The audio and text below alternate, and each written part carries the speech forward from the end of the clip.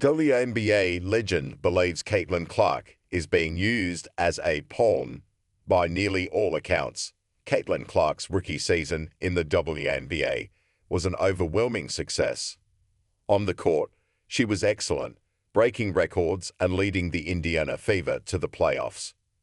She won the Rookie of the Year award for her historic debut season and also established herself as one of the league's best players by making the All-Star team. Off the court, Clark's impact on viewership and interest has been a boost for the entire league. The WNBA is nearly finished with its most profitable and lucrative season of all time, with Clark as one of the faces of the league's new era.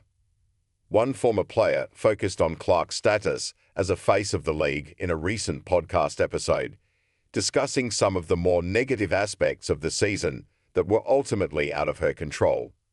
Many players around the league faced vitriol from fans this season for fouls on Clark, or for perceived slights against the rookie star. Several of those fans have resorted to racist, homophobic, and sexist language, all while claiming to be fans of Clark and her team. Can we just call a spade a spade?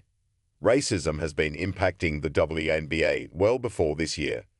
"This is not a new thing," said Sue Bird on I Touch More with Megan Rapinoe. "In that way, I do think Caitlin is being used as a pawn." Caitlin didn't bring racism into the WNBA. This has been happening. And that, I think, is what has been such a shock for all of us. That other people are surprised by this. We've been trying to tell you. Bird then said that players around the league have developed a toughness when it comes to certain issues, largely in an effort to combat some of the more negative comments and remarks. "In so many ways, I would have loved to be valued as a basketball player. I would have loved to have been spoken about just for my play. I think everybody in the league would say that," Bird added. "But nobody ever let us do that. So what happened? We started to build a backbone, a little bit of an identity. We understood that in order to push our league forward, we were going to have to combat these things." Bird also made it clear that the people perpetuating the hate were not real fans of Clark, the Fever, or even of women's basketball. "We're talking about the faction of that group that is pushing racist agendas and is pushing hate and creating divisiveness online, acting as fans, acting as Fever fans, acting as Caitlin fans," she said. "Now, whether or not they like basketball, I don't know.